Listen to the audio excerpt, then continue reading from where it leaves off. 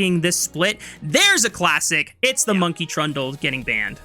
Yeah, that's his signature champ. We talk about those early invades and that early aggression. Trundle definitely encapsulates that. Ezreal's going to be the first pick here for WE. I was going to talk about this a little bit. Hope and About, they're very different players, but they have identical champion pools. Both are Ezreal, Varus style players. They just play them very differently.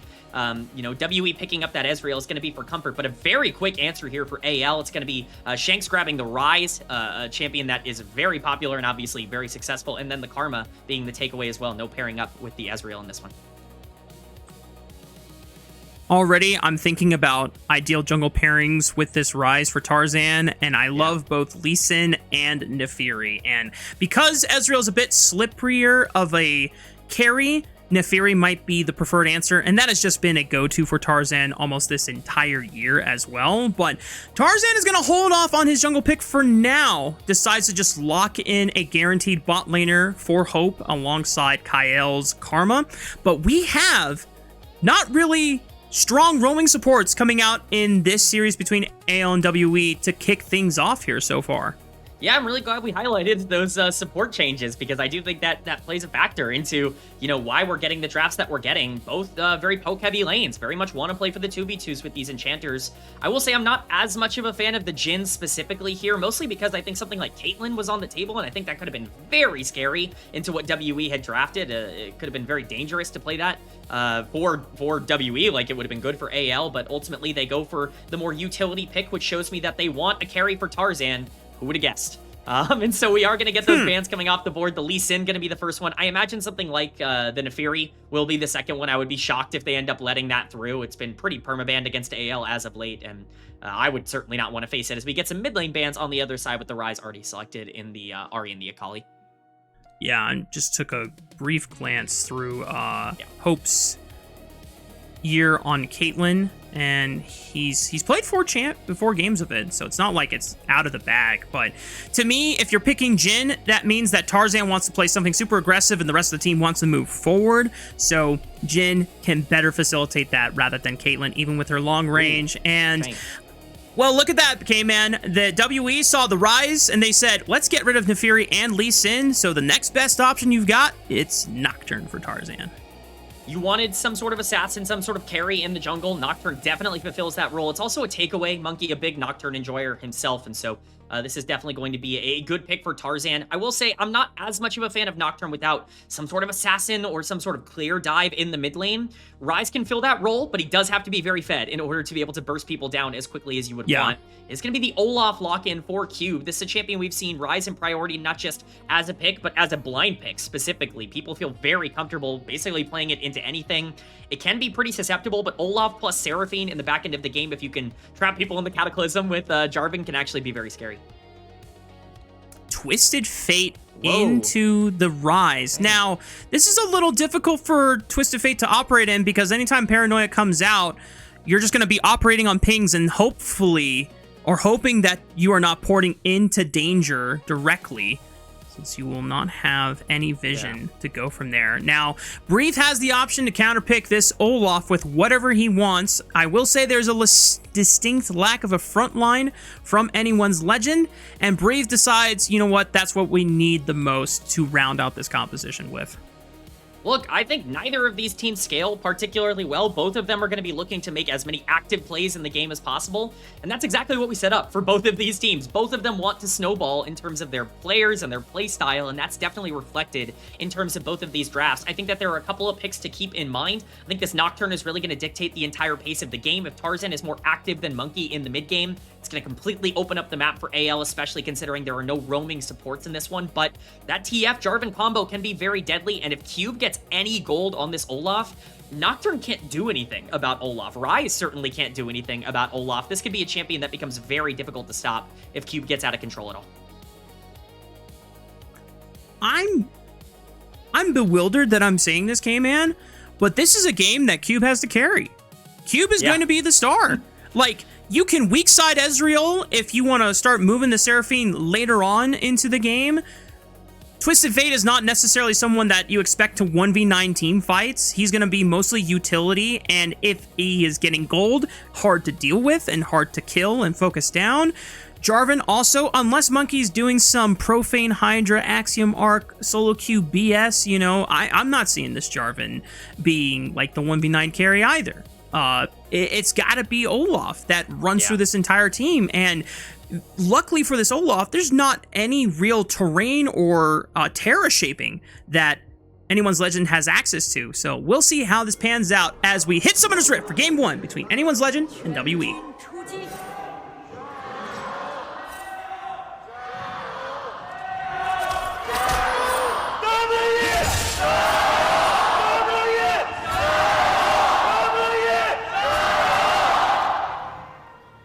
Oh my god, whoever led the chance for WE, yes. I love that. I'm gonna run through a brick wall right now. My good dude, that rivals Mr. Jin Dong guy. Like, my goodness. Shout out to whoever was leading the WE chances. I thought we were gonna get a WE committed invade onto these Raptor camps, but they just dropped a ward and they backed off, and both junglers will end up clearing their red side camps to start off. That is the most, I think, patient I have ever seen WE. I was confident that they were going to go for that Raptor invade and just try to play for a vertical jungle angle. Kind of glad they didn't. I think this is a much better situation for them to have this opposite side start overall and to at least get some deep vision. Gonna have to keep an eye on Monki on this Jarvan. We were talking about just how aggressive this guy can be in the early game. Nocturne, of course, going to be able to affect the map pretty heavily, but it's gonna take him some time to get to level 6 and to really be able to have that same kind of combat pressure. I think Monki's gonna have a small window of time where he should be able to at least push forward as get some pretty heavy trading in the mid lane here. Mid lane's getting really volatile. I thought if Monki would want to take a pit stop through mid lane and just try and burn flash for flash here on the Shanks and then just make the second approach onto Shanks super revisitable with Karis being able to just hold gold card whenever Monki was around, but Monki doesn't opt in for the pit stop just yet. It's a early base from Tarzan, trying to go for the 3 camp into base for extra stats strat. Normally you see it on his on Lee Sin's everywhere, as well as his Nephiri in particular, but you get to see it on Nocturne. He's going for a Ruby Crystal, which doesn't really help you clear the jungle that much faster, but I don't know, maybe he did the math on the bonus HP of jungle pet damage and saying, you know what, this is worth it. He clearly knows something that I don't, because I think the Ruby Crystal is a very curious buy in particular if you are going to make that early back, but it is going to be just fine. Both, again, opposite side starts here for the junglers, and so neither is going to be in all that much danger. Back is going to be completed here for Monki as well, who, look at that, also grabs himself a Ruby Crystal, gets a sword for his troubles in that same vein. Really, the question now is, where is the lane priority going to go? On the bot side, we have that push, that shove coming in from WE. That could be important if they continue to keep it up. Karis gonna keep that realm going.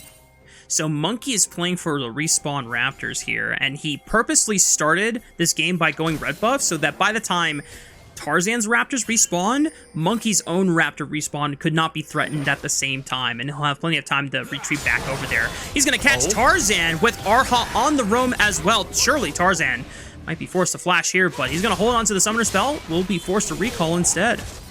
Yeah, incredibly well played by WE. Again, you called it out perfectly, Rafa. They just recognized exactly what they needed to do in order to secure this Raptor camp, and this is how you use Jarvan's early strength, and especially this is how you punish a Nocturne. Skipping the crab is more than fine, because you have full control over this bot side with your bot lane push that Ezreal is naturally able to generate in that laning phase. So very well done by WE. It's a small advantage, but those are the kinds of small advantages that they were getting in the playoffs when this team was able to really outplay AL in the early game. I think they're generating a good amount of the same pressure here as everybody seems to be congregating mid. They found Kael as he crossed over a ward right behind that red buff brush. Kael at least doesn't have to burn his flash, but is forced to use the heal off of his summoner spell rotation. Yeah, it's at least a good pick. I mean, Karis is obviously not able to follow up too much on any sort of damage there, but at least trying to punish the roam from Kael, I think, is good overall. Erha has done a great job being active so far in this game. He's going to need to keep that up. Seraphine has been a pick that has very much re-entered the meta with some of these support changes, and we are definitely seeing the value of it now as Tarzan looking to try and just stay relevant. Monki looking for potentially his 3rd gank of the game here on the top side already. Breathe does have a free wave that he was able to get via proxying, so he's going to bully Monki off a bit, from these Krugs here, or at least make him work for it, forces the smite out of him, but Breathe finally forced to take a detour back to the top side of the map. I was curious how many more roaming shenanigans we're going to see out of Erha and Kael, considering that, as we mentioned before, the support quest bounty or penalty is now before level 5 instead of being before level 3, so I think Erha and Kael are going to want to stay in lane and hit that mark before they get active on the map yet again. Yeah, luckily for them, it won't take too long to hit that level 5 marker, and I think specifically for WE, having that push as Dragon has spawned on the bottom side is actually really good for their game plan. It allows Jarvan to have a very clear identity for what he wants to do in the mid game, or at least in the early game. Right now, being able to pressure out this objective, Hope just doesn't really have that same level of shove. This is where I think the Jhin pick is going to struggle. While you do have that poke in the lane, and it links up well with the Karma, you don't necessarily have the same kind of wave control, and that means that Jarvan's going to be able to make his way down here. Both junglers in the area. Monkey's going to spot Tarzan, trying to defend his own control ward. Won't be able to snuff out Tarzan's just yet, while Tarzan takes out the one that was put right behind that red buff rush. Monki might have overstayed his welcome, but he should be able to flag drag back into the river. Gold card onto Shanks. It's a flash out of Erha. I don't think he had the root, though. So it just slows down Shanks, and that's just a flash burn for nothing. Karis now looking on the bot side, though. That means Hope is left all alone, and no flash will come out. He knows he's gone. That's first blood going over to WE. That's exactly what WE need to be doing. I really like the look. I don't know what happened with Erha in that exchange. He just did not have the passive up, and so the root does not come through. Bit of a mistake there, just not really understanding where his kit was at, but really nice play from Karis to be able to get something off of that. That's the value you get from Twisted Fate. It's also the value you get from the pushing Ezreal. If these supports are going to roam, About's going to have so much more combat power at this point in the game. So big credit to WE for controlling the bottom side of the map.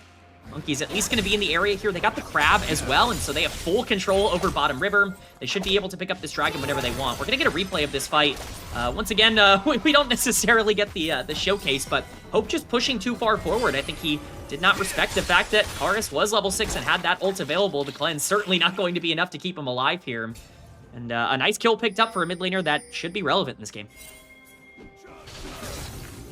We talked about how important it was for both compositions to try and find that mid-game snowball. If you can get the gold advantage on your side, it's a lot easier to use your global tools to force these fights where you are going to be favorable in numbers and continue that snowball to a point where it almost becomes insurmountable. That being said, there's been so much commotion and movement between both junglers and supports that neither has really found an angle where they can safely start up the first dragon of the game. So now we're at the point where grubs have spawned, and we're in a metagame where grubs are not nearly as important compared to dragons, so I'm curious to see if Monki will try and force his laners to contest this or not. Yeah, it is a little scary because Tarzan has hit level 6, and so that paranoia can actually be a bit of a problem. I don't have the Twisted Fate ultimate as well, so make sure you set up well. Tarzan's probably just looking to get one here. Is going to get the... Oh, wait. Monki, because he smited the grub before Tarzan did, Tarzan then smote and unfortunately went over to the other grub, which was at full HP after. So that causes Tarzan to lose out on all 3 grubs.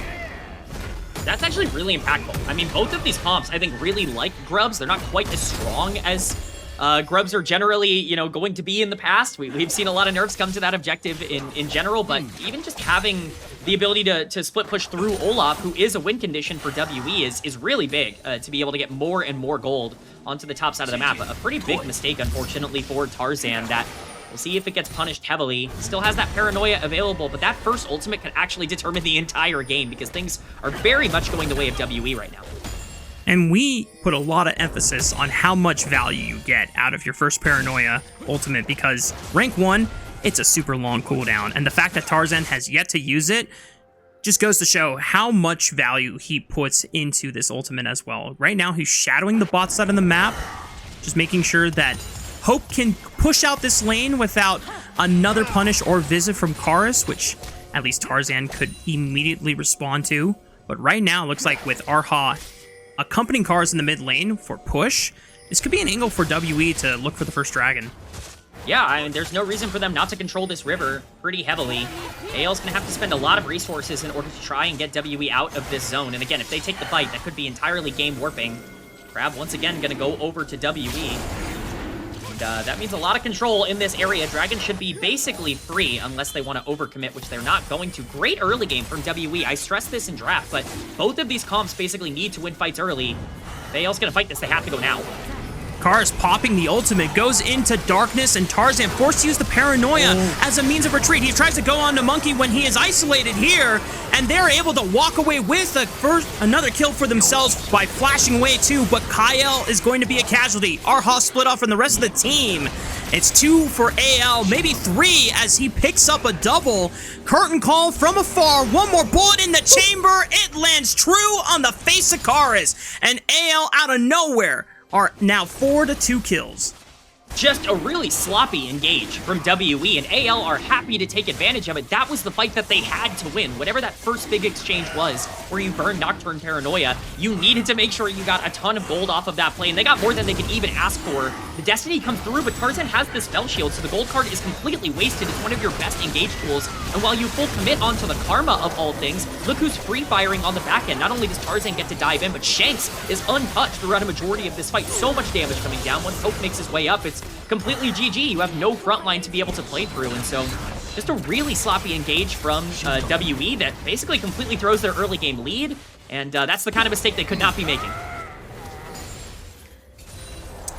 AL fans gonna be very happy that they find themselves in the lead after what seemed to be a uncharacteristically losing early game state from the first 8 to 10 minutes of the game. And now, with this advantage, Tarzan is able to pick up his first item and start working immediately towards his second spike. A decent chunk of gold ahead of his matchup, despite being down overall in farm against Monki's Jarvan. So we'll see how well anyone's legend can try and ride the snowball out. It's not insurmountable for WE, but it's a point where whenever we look at AL games from this split alone, it's ones like this advantage that usually are not easily thrown away by this team. Yeah, they're so good at taking a lead and just pushing it over and over and over again. I will say the lack of grubs does make it a little bit more difficult for a Rise, you know, Cassante, Nocturne comp that wants to play a little bit more macro-oriented, play more for side lanes, but they definitely are still in a great spot. Notably, look at that gold lead on the top side for Breathe. It's only a 500 gold lead, but this Olaf is such a critical piece for what WE want to do that him being down almost 20 CS in that lane matchup is actually pretty consequential. At some point, I think you're going to have to spend some resources to get him back in the game if they want really an easy chance of being able to play out this mid game.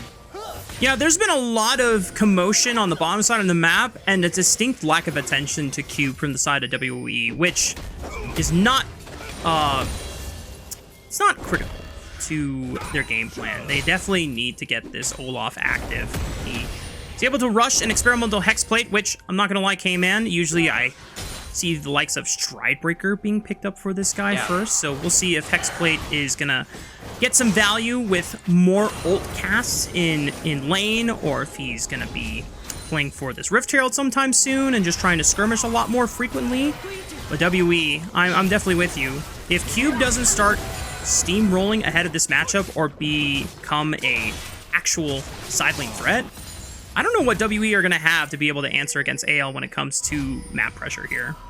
I mean, really, it's just going to come down to who uses their macro ultimates better, at least in the mid game, if Cube is not ahead. Karis obviously has that Twisted Fate ultimate available. He's got that Roa already stacking, so it's going to be a little bit ahead of Shanks in that regard, but you've got Realm Warp and Paranoia on the other side to be able to match any sort of macro play. If we get one of these side lane fights and things start to break out a little bit, if one team can just pick up a lot of gold in those side lanes, then it can really alleviate a lot of the problems and the pressure, but that's why this gold lead is a little bit scary right now for AL. They're able to just dominate 1v1s on the side lane, force WE to be able to react to them. You've got things like the Herald spawning in 40 seconds. As long as they're aggressive enough, they should be able to control a ton of that pressure, so keep an eye on resources topside with that objective spawning soon. Also love what Breathe did for his opening build here.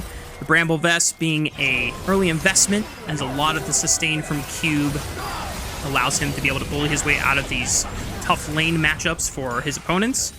And so far, Breathe has been more than capable of handling his own as he's winning the CS department. We got Rift Herald spawning in about 10 seconds time, but so far everyone else is more focused on shifting towards the bottom side of the map, where a dragon won't be spawning for another minute and 5. Yeah, I mean, AL just wanting to control this space. They've actually generated an even bigger gold lead in these side lanes. We'll see off the back of Breed, once again, just doing very well. Classic fight over blue buff. I wouldn't ask for anything more between AL and WE. This seems like the most Tarzan Monki thing they could possibly do, but AL buying a lot of time. Again, if they're just going to stall this out until Dragon spawns, they're going to be in a much better spot. There's an award. Oh boy. Kael makes it out alive, where I definitely thought that there was going to be a flash burn or some kind of summoner heal usage there, but Kael was not caught window shopping, folks. He was ready to respond just in case WE had that warded. So, gonna keep things cool. Dragon now gonna be spawning in the next 15 seconds, and given how long it took for the first dragon to really be taken by either of these two teams, I'm not entirely sure if this is going to be an objective that both teams are going to be springing at the heels for. Yeah, it's going to be a very late soul, basically, no matter what. That being said, it's still soul. WE have full control over this river. Well done by them to stick out on the map. They're going to burn the teleport immediately to get in here, but it looks like we're getting a matching TP. This is going to be a fight. Breathe is here. Let's see how well this Olaf can cook in this team fight here. Breathe, first one to try and push WE away. It gets Monkey's flag and drag back to a retreat formation. The dragon has reset for now. Rest of anyone's legend holding their ground here while Karis is trying to at least gain priority in the mid lane by shoving in this wave and looking for a flank angle, but he cannot walk into darkness on that line brush either. Thankfully now there is a ward, so that maybe the rest of WE can try and sneak their way back in here now that Hope is forced to touch the wave and not give up on gold here, but it's very push and pull right now. Yeah, Kael's doing a great job of poking out a lot of the backline members here to make it much more difficult for them to walk up. Cube looking for that flank angle. He's going to have to find one of the backline members. Flash and Ghost available. Tarzan, the only one on the Dragon. Monkey slams down the Cataclysm onto two. They are completely cut there, and the rest of WE try to send in Breathe, and Cube is ravaging the backline, but he's all by himself. Karis went for a different target. Don't tell me he doesn't even get Hope. He's blinking on 1 HP. WE, at the very least, secure the first Dragon for themselves, but that fight felt like it could have gone way better for WE. It absolutely could have. There's just not a lot of coordination in terms of where the target prioritization is going to be. All well and good to burn Kael at the start of that fight, but you have to make sure you can get on one secondary target. Even turning that into a 2-for-1 with Dragon would have been a massive gold swing in their favor. It's not going to be the case. Those shutdowns very much still active on the top side of the map. Ultimately, it is stopping the Dragon stacking from AL, which is very important. We're going to get a replay of this play. Monkey with a good engage to keep Shanks locked in, and Cube is very much on the flank, and this looks like it's going to be a really good fight, but look at the health bar for about before this fight even starts. It's really hard for the Ezreal to get involved here and Breathe. Just kind of zoning everybody. Cube is completely separated, and Karis not being able to pick up that kill on Hope really matters. They're going to trade it for Herald here, which is really nice for AL. It's going to allow them to grow their gold lead even further, and I think notably for me, look at the gold difference on the top side of the map. Breathe got only stronger from that fight with an extra kill. Feels incredibly bad for Cube to burn both summoner spells and his ultimate and do what his job was supposed to do as the Olaf and completely push the backline out of the fight. Doesn't get rewarded for it at all. A lot of summoner spells were burned on both sides, so maybe there is a chance for either team now to try and punish within the next couple of minutes here. The thing is, no objectives on the map right now. Baron, of course, spawning in about a minute here, but I don't imagine we're going to be prioritizing that too early. Neither of these comps take it particularly fast, and so just going to be who can control a lot of those side lanes. Hope very quietly getting very strong on this Jhin here as he's 2-1-2, and here we go. Luckily enough for WE, About was probably the only person in that fight that did not burn his flash, at least on the side of WE. So now he gets to join the rest of his comrades in not having a flash summoner spell for quite some time here. AL will be happy to burn such a crucial utility tool off of WE's main carry side there, but for their time being, at least Karis is able to push on the top side of the map, get a turret for the troubles. It helps somewhat stifle the gold lead from anyone's legend, but as we said before, K-Man, we're a lot more confident in AL's ability to carry and close out a game with this kind of lead. Certainly. I think gold leads matter for both of these team comps. I'll reiterate what I said in draft. neither of these teams have good team fighting comps. Like neither of them are set up to do particularly well in 5v5s, and so gold is going to matter a ton in terms of being able to control those side lanes, being able to trade Nocturne ultimate for tier 1 mid lane. That's the kind of pressure that you need to exert if you're AL at this point in the game, and they've done a good job of that. Now the question is, can you continue to make plays with Shanks with that Realm Warp available, or are you going to stay more passive? Dragon's still about 2 minutes away, and again, that Soul Wind condition is very, very far. Both of these teams have the ability to play for side lanes, to play for picks, and if one of them can continue to keep the pressure up, that's likely going to determine a lot here, as Tarzan's ultimate coming back up in 5, and Monki very willing to fight, as we all know. Paranoia being used. Who's the target? It's about. Snagged by the Deadly Flourish over the wall, but no one can get in there and follow up. Tarzan now might be in trouble. There's no flash on this Nocturne. Great cleanse from Kael, just not enough to save his jungler from certain death. It's a shutdown going into Karis' pockets. Massive encore from Onhor on to 2. But now it's Hope's turn to fire on back with the curtain call bullets. Erha trying to sidestep every single curtain call bullet, just cannot dodge on that third one. And WE at least able to trade up kills in that last skirmish. Yeah, not only are they able to trade up kills, both Tarzan and Shanks had shutdown gold, so that's actually a pretty big gold swing in favor of WE. Karis is 4-1 on this Twisted Fate. He is very accelerated, and that could matter. Cube's actually able to continue split pushing as Breathe TP'd into that play, so a pretty big win from a gold perspective. It's actually completely neutral now at this point in the game for WE.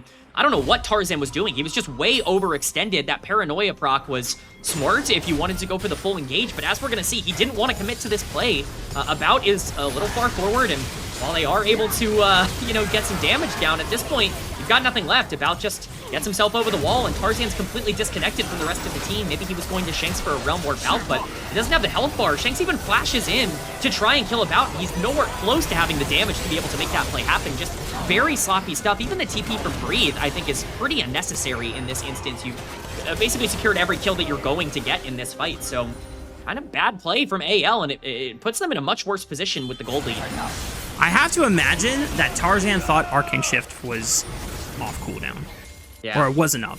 Because if I see an Ezreal hugging a wall, I'm never going for that target unless I know for certain that both Flash and his E are down. And unfortunately for Tarzan, if he doesn't have Flash, which he didn't for that fight, there's no way for him to realistically follow up Ezreal over the wall. This allows WE to at least guarantee a second dragon of the game, while the rest of AL's efforts were concentrated on the top side of the map. Pushing Q back, they secure another tier 1 turret through the top lane, and they are able to put some vision down in this topside jungle as well. They're definitely in a much more interesting spot. With Twisted Fate having all the gold, it just makes a lot of these setups a lot more difficult, because at any point you can get flanked, buy a Destiny, buy a gold card, and that's 3-item Twisted Fate. The damage is going to come along eventually here. You typically don't think of TF as a big damage dealer, but if he is accelerated, he can definitely do a lot more than you would think, and especially if you start stacking these dragons, getting these Mountain Drakes onto Jarvan, onto Olaf, with a Seraphine, become very, very precarious. Herald's going to get dropped onto the bot side here, but looks like it's mostly just for some immediate pressure, not really setting up over any sort of objective, so as long as they're able to get this bot lane tier 1, it will at least be worth something, but it would have definitely been used a little bit more aggressively, I think. Shanks gonna have to walk this one in so that it can guarantee the crash on the turret that only had one plate left standing. So, be another tier 1 turret going to AL. A little bit of extra gold into their pockets while WA are trying to pressure this mid lane turret. About has flash up and available again, but he did get quite low here, so going to be a bit careful about how much further he's going to step up on this mid wave and take this time to get a recall in.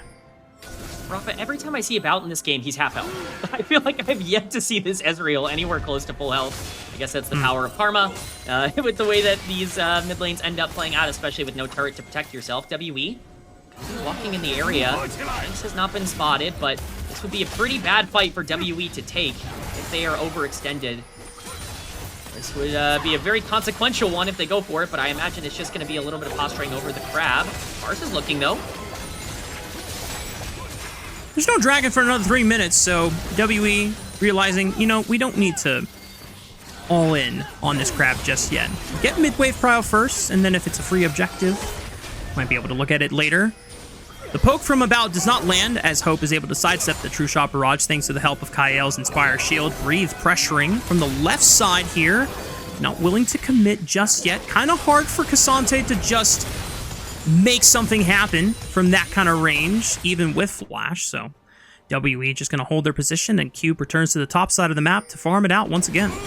Yeah, I kind of like what WE is doing here. They're just pulling K'Sante off of a lot of these side waves, so the Olaf can continue to generate some pressure.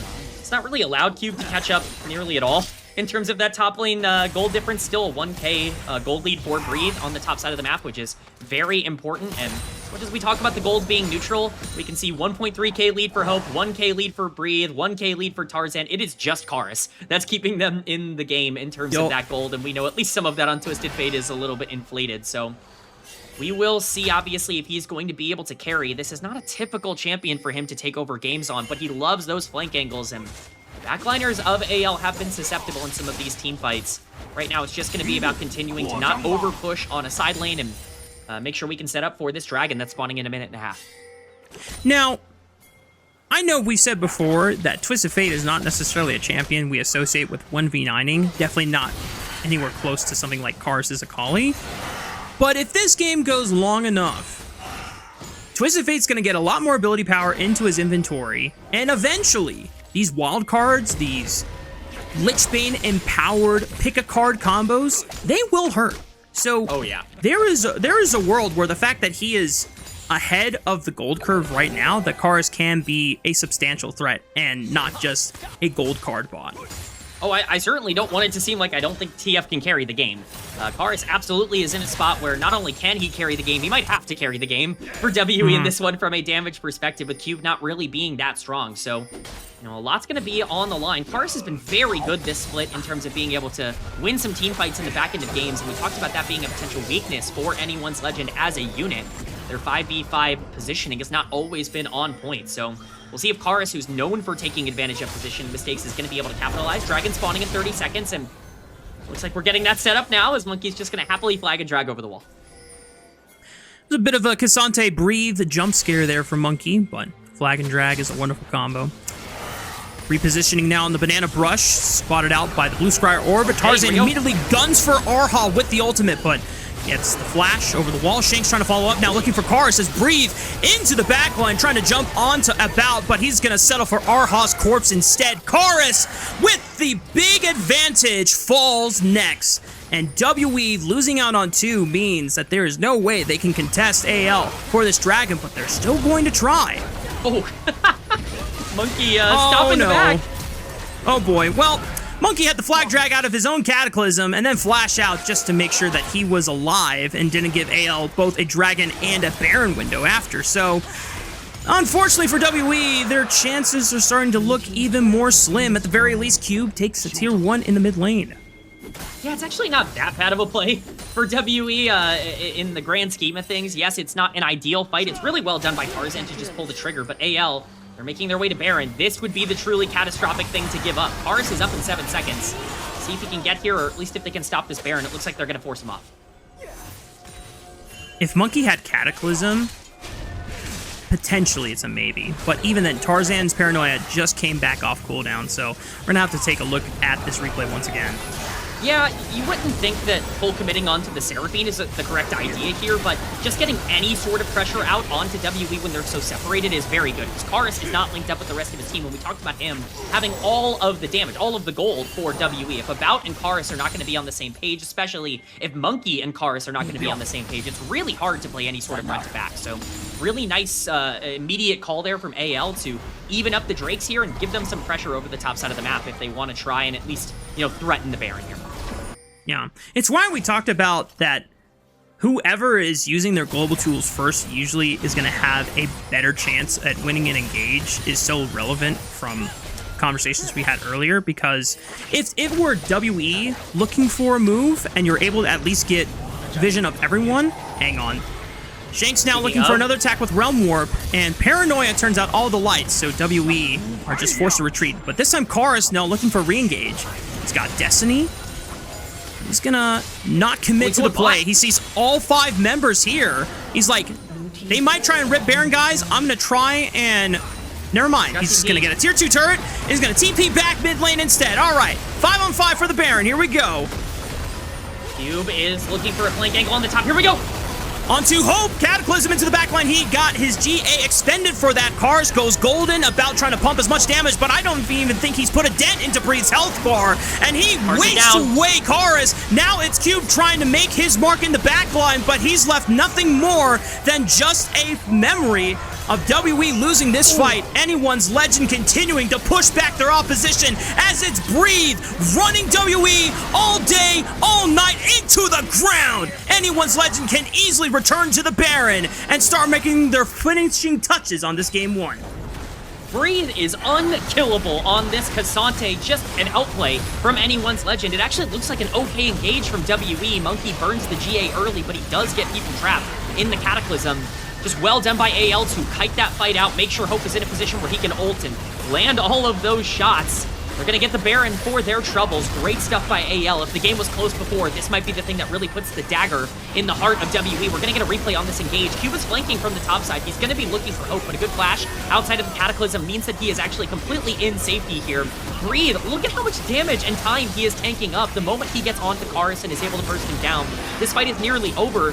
We go back to Cube not having that same level of advantage. If he can chase down Tarzan, if he can chase down Kael, maybe this fight goes differently, but the Olaf is just not strong enough at this point in the game, and that shot onto Erha is ridiculous in terms of the damage coming through. Hope the sniper very much landing that and Breathe cleaning up the fight. Very well done from AL, very clinical execution from them in the 5v5. You know, I had a very disgruntled tone when I saw R5 turn out to be a Cassante, but sometimes a tank is just the best answer that you have to not only rounding out your composition, but also looking at WE's own comp and saying, yeah, if this Olaf doesn't get ahead of me, they just do not have enough damage to take down a tank effectively, and he's been rewarded for his efforts so far. Oh yeah, I mean, Breathe has been a true star of this game. Most of it's been in his side lane, so we've not exactly pointed it out a ton, but he has absolutely gotten to that strong Cassante point in the game. He's going to be finishing that 4th item very soon, and we're talking about a Cassante that's going to be already nearly unkillable before he completes that. So really, really good stuff from Breathe. We asked a lot out of Cube here today. Breathe has definitely been the better top laner in this first game, and that might be the difference as AL continues to push with that Baron buff to grow their 3k gold lead. Karis does force Hope's hand in at least recalling to answer on the split push through the bottom side of the map. Unfortunately, because WE have to play against a Baron buff empowered Anyone's Legend, it's hard to delete the minion waves as fast as the rest of Anyone's Legend are able to use them to try and siege. So for Karis, not able to get much more other than a few plates for his troubles on that bottom inhibitor tower.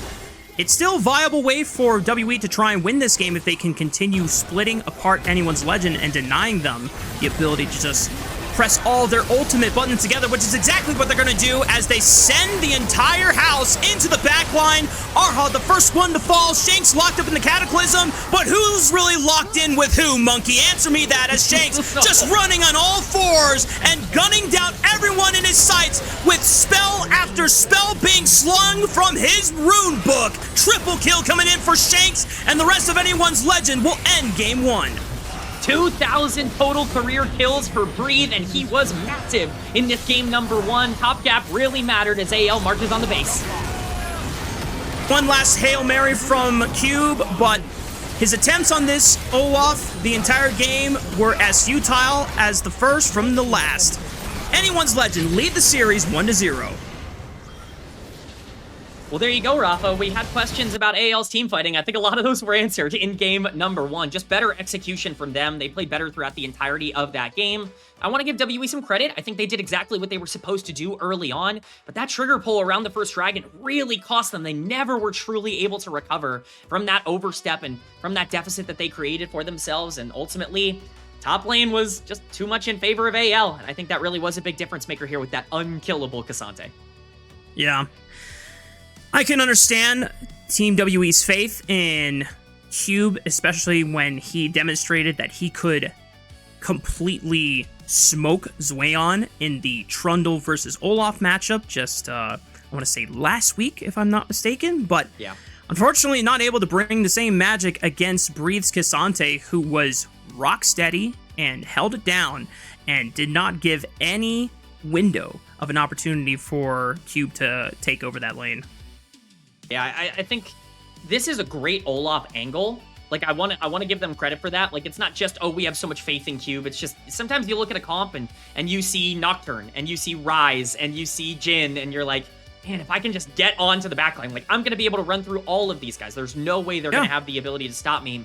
The problem is, like, you have to win. Like, you have to get a gold lead early, and especially Cassante being the counter pick on C5 here, it just is, it's really hard to break through if he is buying so much space. And specifically because the gold was going on to Karis, now all of a sudden Karis gets ulted, he gets all outed by the Cassante, he's dead at the beginning of the fight. You don't really have any way to peel him off because you just have Jarvan and Seraphine. You don't have that tank engage support that's going to be able to keep you safe. It just becomes so much more specific the way you need to play the game, and ultimately I think the damage graph does show it, although that is a little bit of an LPL gold graph, I think, with the way that we got that little bit of red towards the end there. I think the 11.6k damage for Cube, I think that is indicative of, unfortunately, just where things went wrong for WE. Yeah, and this was such a small point, so I didn't bring it up originally in the draft, because sometimes I'll give the benefit of the doubt to teams to be able to play around some anti-synergies that they have in their comp, but I love having a Jarvan into an Olaf, because when the Olaf flashes down, you just throw him into the Cataclysm, you flag and drag out, and Olaf is just removed from the fight for the entire duration of Cataclysm, and there's nothing that he can do about it.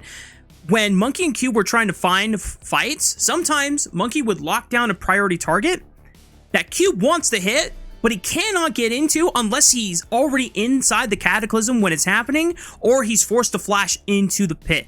So then that removes viable targets for Cube to attack. So most of the time, Cube is actually just running into the backline by himself. And while we don't necessarily associate Olaf being a champion that struggles to live in the backline by himself, I think Cube would have really benefited from having an additional dive buddy, at least at the same time diving with him. And that never felt like it was happening from WE.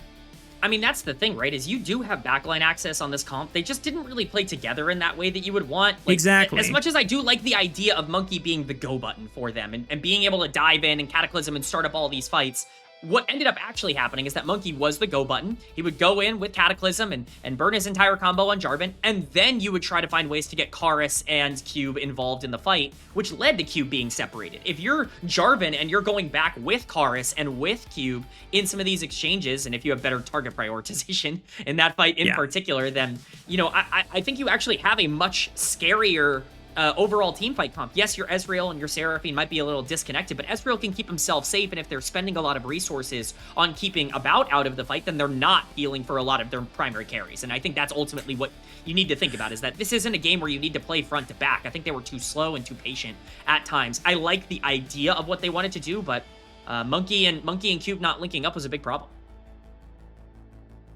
Both in team fights, as well as Monki not giving Cube any love in the laning phase, where you could have tried to at least punish this Cassante before he got way too tanky for both of those individuals to try and handle by themselves. So I'm with you there. And I definitely agree that just overall, concept, it can work. But execution is just as important as the theory at the end of the day. So, and WE just did not have that execution compared to the spades of execution anyone's legend were able to boast over them. So, going into game 2, I'm curious if WE tried to dumb down their composition and make things a bit more simplified and try and give Karis a little bit more reliable damage. Because Twisted Fate, like we said, can snowball either of his side lanes or his jungler if his jungler is going to play like a 1v9 carry, but it really put the tools of, we're going to give you all the gold and we're going to try to help you, into either About or Cube, and it did not pan out. I think that's the thing, right, is like, this is a good comp, like, in isolation. it's not a good comp for WE. It's not what they want to do. They don't want to play for Cube. They don't want to, you know, be over-indexing on the top side. Not to say that Cube is just awful and can't do anything, just that it's not really the way this team operates. They're not comfortable playing towards him. He's kind of their weak side king in the way that they want to play, and I think that they just kind of lost their own identity here. Karis is really good at finding backline flanks. Monki can be a primary carry. Let this team play for bot lane. We talked about the support changes. Erha is better built, I think, for these changes to play some of these more aggressive lane matchups than someone like Kael is, at least in isolation. Erha being better than Kael was a huge reason why WE was able to beat anyone's Legend in the playoffs in the previous split on a much more similar meta. It's what I would kind of prefer to see. Breathe is going to get player of the game. Very ethical here. This Cassante did work, baby. I am not mad at this vote at all, and I don't even know if there would have been a second person where if they showed it up, I would have been like, yeah, this is also acceptable. I think just Breathe was the only person that went deathless on this Anyone's Legend roster in this game 1. Very deserved. Counter pick paid off as well. So now, Anyone's Legend lead the series 1-0 against WE. But when we come back after break, we're going to find out whether they can close the series out, or if WE can work some of that good old magic and find their way